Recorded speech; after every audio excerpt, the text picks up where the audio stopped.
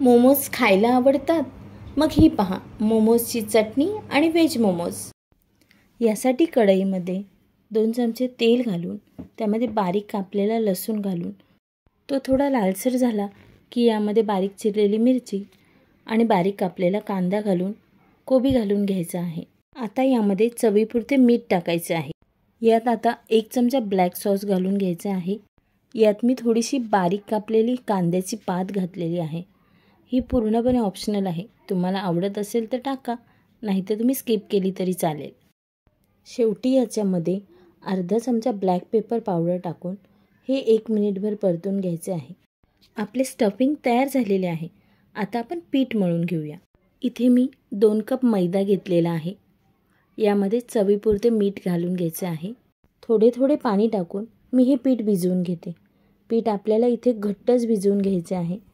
पीठ जर पातळ भिजवले तर आपल्याला मोमोजचं शीट पातळ लाटता येणार नाहीत आणि त्यामुळे आपले मोमोज व्यवस्थित बनणार नाही। त्यामुळे शक्य तितकं पीठ घट्टच मळून घ्यायचे आहे। मोमोज व्यवस्थित होण्यासाठी आपल्याला हे पीठ खूप जोर लावून छान मऊ असे मळून घ्यायचे आहे बरं का। मोमोजच्या चटणीसाठी मी इथे काही मिरच्या गरम पाण्यामध्ये भिजवून ठेवल्या होत्या। आता चटणीसाठी 1 मोठा टोमॅटो, 1 मोठा कांदा आणि 7-8 लसणाच्या पाकळ्या घेतलेल्या आहेत। तेलामध्ये आपल्याला लसणाच्या पाकळ्या, कांदा, टोमॅटो एकत्र मऊ करण्यासाठी ठेवायचे आहे। 5-1 मिनिटांनी कांदा आणि टोमॅटो आपले मऊ झालेले आहेत।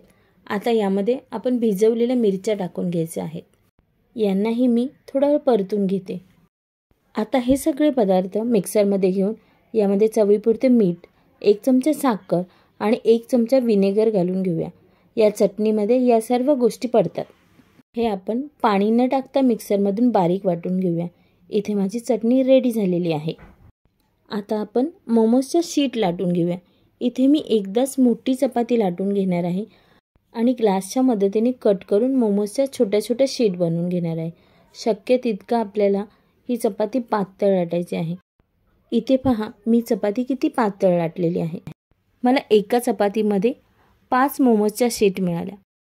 मोमोजच्या शीट जितक्या पातळ असेल तितकी त्याची टेस्ट चांगली लागते। त्यामुळे मी पुन्हा थोडं थोडं लाटून घेणार आहे। आता यामध्ये मी 1 चमचा स्टफिंग भरून घेतलेली आहे। इथे मी मोमोज अगदी साध्या पद्धतीने आपण ज्या प्रकारे करंजी भरतो ना तसे भरून घेतलेले आहे। मोमोज चिटकवण्यासाठी आपण थोडंसं पाणी लावून घ्यायचं आहे। इथे करंजी तयार झालेली आहे, पण आपल्याला मोमोज बनवायचे आहेत। म्हणून मग मोमोज हातामध्ये घेऊन त्याच्या दोन्ही कोपऱ्यांपैकी एका कोपऱ्याला पाणी लावून हे एकत्र चिटकवायचे आहेत आणि आपला सुंदर असा मोमोज तयार झालेला आहे। अशाच पद्धतीने मी इतर मोमोज करून घेते। आता एका चाळणीला आपल्याला तेल लावून घ्यायचे आहे। माझे हे बनलेले मोमोज मी या चाळणीमध्ये व्यवस्थित काढून ठेवते। मोमोज एकमेकांना चिटकणार नाही याची आपल्याला काळजी घ्यायची आहे।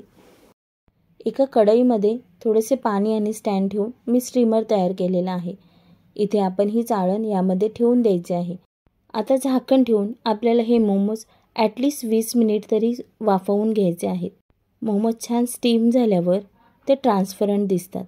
इथे आपले मोमोज व्यवस्थित रेडी आहेत।